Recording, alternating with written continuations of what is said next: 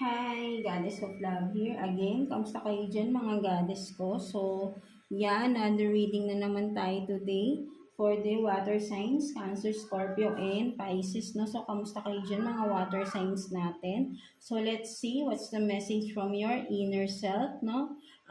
Situation from the situation ninyo, no? Sa inyong family, friends, community, people around you, career situation, and of course, love, relationship situation, and ang pinaka-importante, message, advice from the universe, right? Mga goddesses ko. So, let's start agad-agad, no? Water sign. So, let's start with you, Cancer, no? So, kamusta kayo dyan, mga Cancer natin, right? No? So, let's see what's the message from your inner self, right? No? So, kuha tayo ng one card here for you, Cancer. Message from your inner self. Anong message ng iyong inner self for you, mga Cancer natin? Let's see.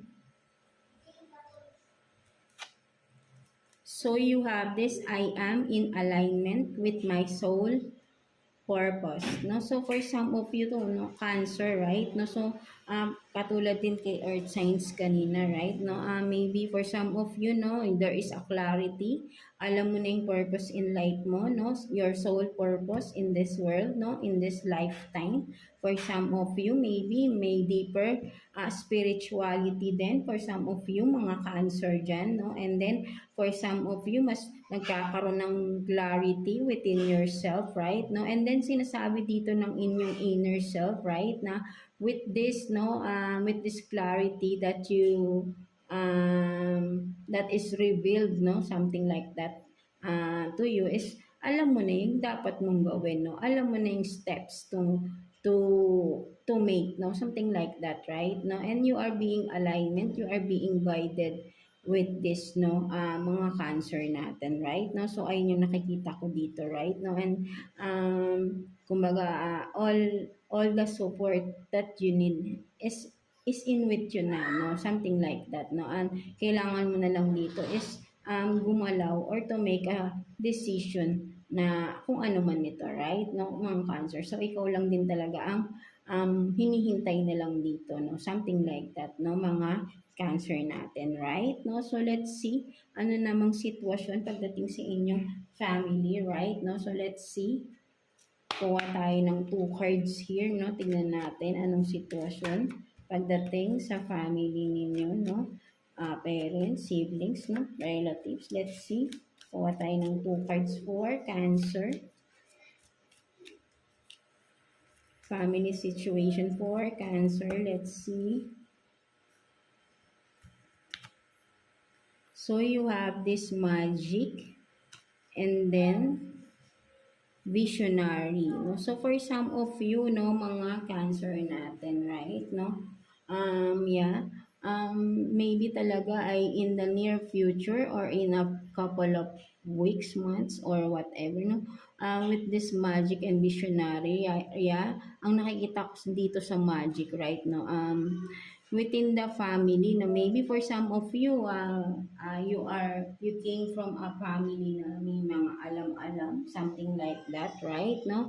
And then ang nakikita ko rin dito, may mga mission talaga for some of you, right? No? Talagang merong connection into spirituality, no, for some of you, Cancer, no, whoever lang na makaka-relate on this, no, with the visionary, right? Na meron kayong mga vision.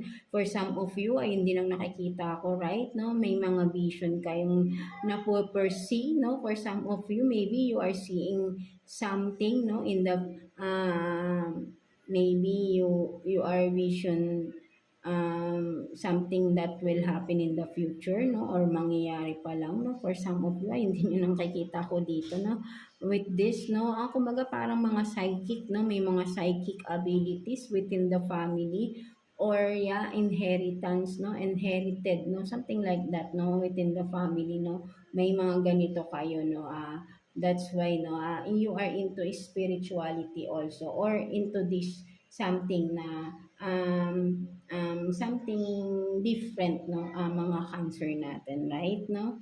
So, yan, no, parang you are learning, no, from your family, no, something like that, no, mga cancer natin, no. So, let's see, ano namang sitwasyon pagdating ninyo sa mga kaibigan ninyo. Let's see, no, kuha tayo ng 2 cards here.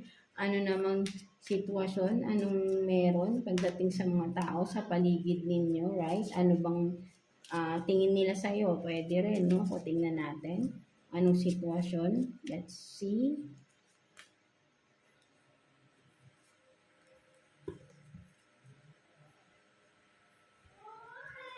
So, you have this strength and resilience and rebirth and reincarnation.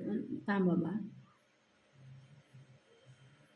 Reincarnation, no? So, for some of you, no, ang nakikita ko rito, right, no, ang, yeah, for some of you talaga, no, for some of you, people around you, no, parang may kakaiba, no, there is something different talaga na nakikita nila from you, no, mga cancer natin, right, no? Maybe for some of you, no, talagang nakikita ng ng mga tao sa paligid ninyo that there is something weird going on with you, no, or talagang may alam kayo na talagang sabihin natin yung iba dumidistansya or may fear, no, at ayaw nilang anuhin ka, no, for some of you natatakot sila, no, dahil there is something, no, na parang may alam kang gawin, no, yeah, may mga ritual for some of you, ayun yung nakikita ng ibang tao sa inyo, right, no, and then with this rebirth and reincarnation here, ang mas nakikita ko rito, no, there is transition that is happening for some of you, Cancer, at nakikita yon ng mga tao sa paligid ninyo, no.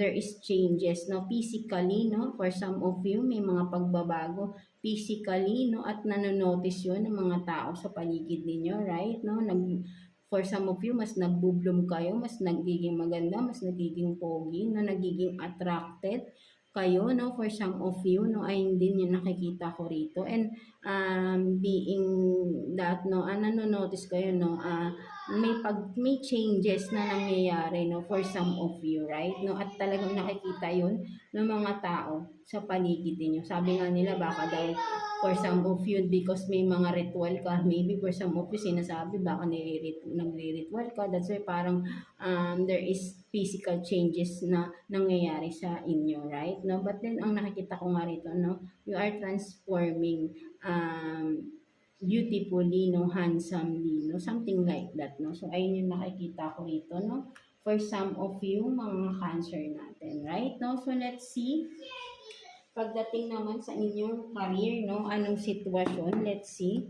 Anong sitwasyon pagdating sa inyong career, mga Cancer natin? Let's see.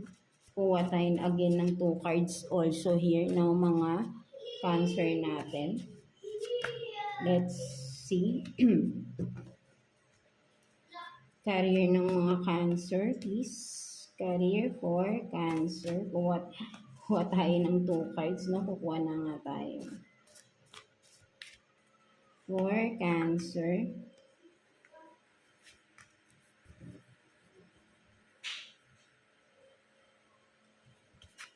So you have this taking the leap of faith and believing, taking risk, and then only you can make this project. No, so for some of you talaga there is something, no, there is really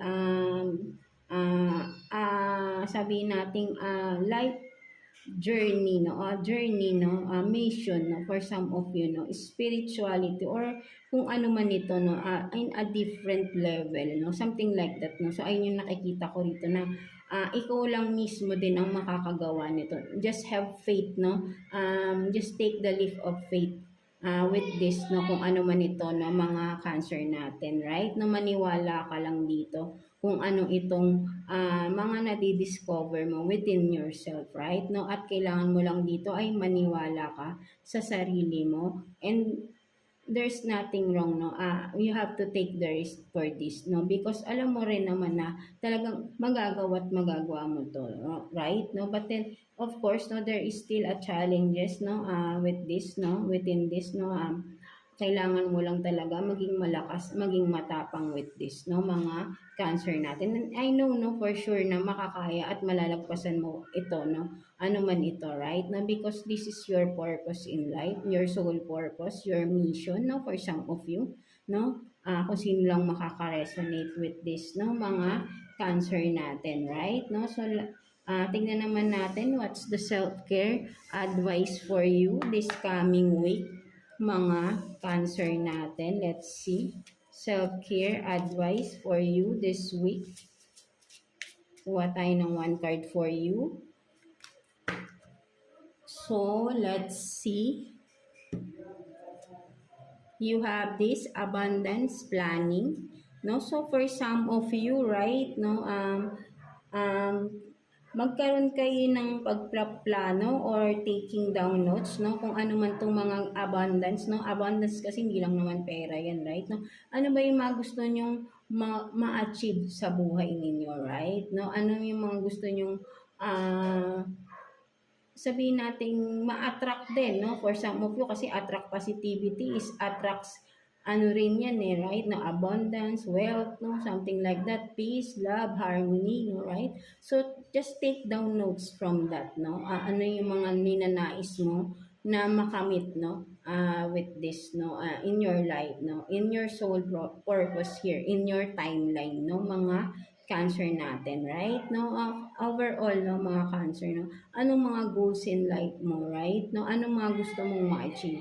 Anong mga plans para ma-achieve mo to? So, just take down notes from that, no? Halimbawa, gusto mong maging wealthy, no, in the near future, right? No, so isulat mo, I want to be soon I will be wealthy or I am wealthy, and then below that, no, isulat mo ano yung plano mo para magawa mo maging wealthy ka, no, something like that, no. So ano man itong mga ginugusto mo sa buhay ma-achieve mo, mga cancer, no, just take down notes, no, and from that, no, isulat mo din how can you achieve those dreams or goals in life mo, right? No, and magiging guide mo yan everyday na ito pala yung pinaplano ko, ito pala, no? Para ma-remind ka, no? Something like that, no? Mga cancer natin, right? No? So that is your self-care advice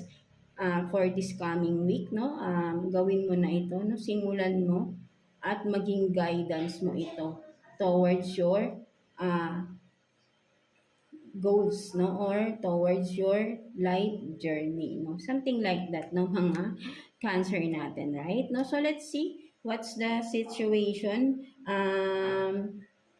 within the person on your mind, no, mga cancer natin. So tignan natin, kuha tayo ng 2 cards here, no, sitwasyon ng inyong person, no, sino man tong nasa isip ninyo, right, mga cancer natin. Let's see person on your mind, no, mga cancer.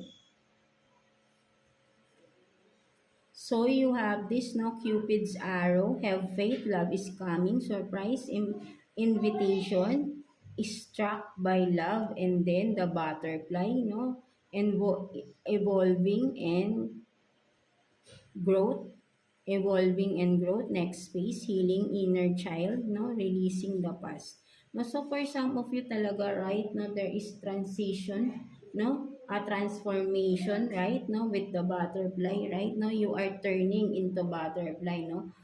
Before being butterfly, marami kang mga pinagdaanan, past traumas, no, challenges in life na sobrang painful for some of you, cancer, and now you are transitioning into a beautiful butterfly, right, no, towards a new phase of your life, right, no, because of this, no, you are healing yourself, no, from that, and then once you are healed, right, no, you are attracting this new love, no, just have faith, right, no, for some of you, you are wishing for a new love or a true love na para sa iyo, na talagang destined to be with you, or destined true love for you. Right now, you are attracting this true love, no? This love, right? Na talagang para sa iyo, no? Na nakadestined for you, no, mga Cancer, right? No, because parang ito na yung reward mo kay universe, right? No,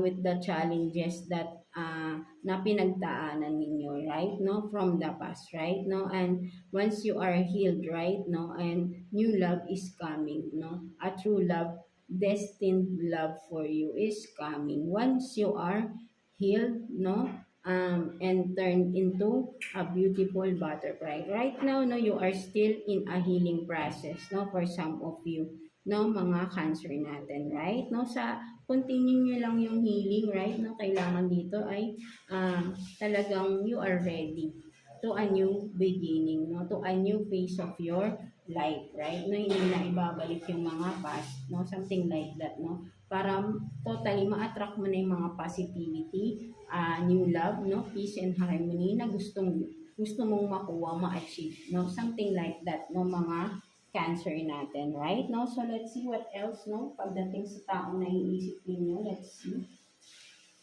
ano pang meron, no, sa taong naiisip ninyo, sitwasyon or ano man. Tingnan pa natin. Kuha pa tayo ng 2 cards for you, Cancer. Let's see.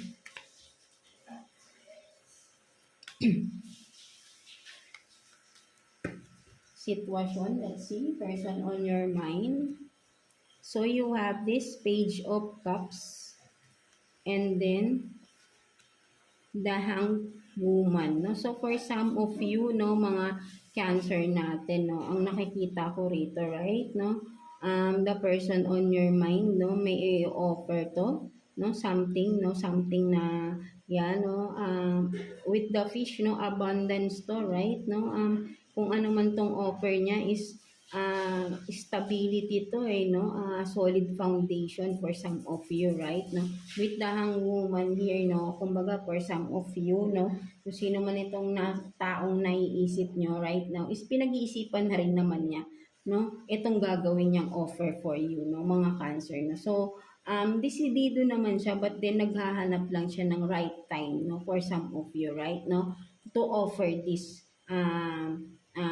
abundance na ito, or partnership, or love relationship for some of you, no, na will be a solid offer, no. So ang nakikita ko rito, right, no, kahit na small offer lang to, right, na maybe, no, for some of you is solid to, no, magiging maganda yung foundation with this, no, kung love man ito, no, sabi natin medyo younger energy, no, for some of you, but then seryoso naman itong tao na to. So anong kikita ko rito, no, pinag-iisipan niyang mabuti what steps to make, no, something like that, no. So just be patient with this person, no, mga Cancer natin, or ikaw man ito, no, baka may pinaplano ka, no, vice versa rin naman tayo, right, no. So yan, no, just take what's resonating with you, no, mga Cancer natin, right, no. So let's see message advice for you ni universe, no, mga Cancer natin. Let's see. Kuha tayo ng 1 card for you, Cancer. Message advice for Cancer, please.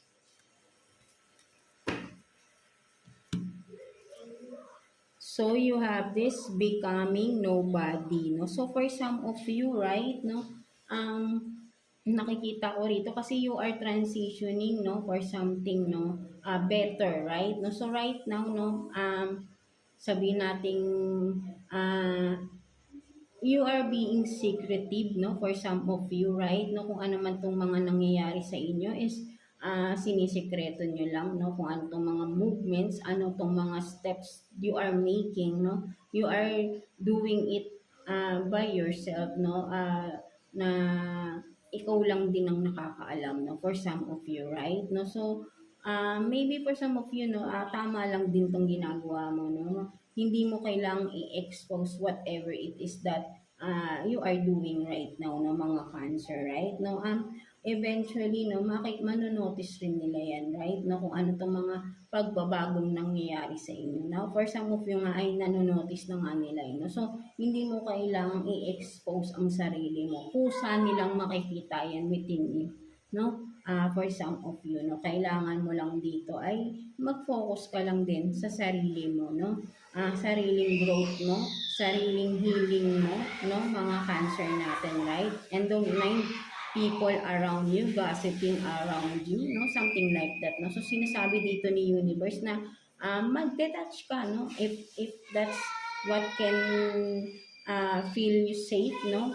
For some of you, ay gawin mo, no? Ano yung alam mong mas makakabuti para sa iyo, right? No? Kung kailangan mo mag-detach is mag-detach ka, no? At binibigyan ka ng permiso ni universe rito, hinahayaan ka nilang mag-decide because alam nila na kaya mo at alam mo yung dapat mong gawin here, no? And but then they are still guiding you and supporting you, no? Whatever decisions you have to make, no? Something like that, no? Mga cancer natin, right? No? So yeah, that's it for you mga cancer natin, no? So I hope na naka-resonate kayo sa reading ninyo today, no, mga cancer natin. So, yeah, God bless you all and thank you for watching.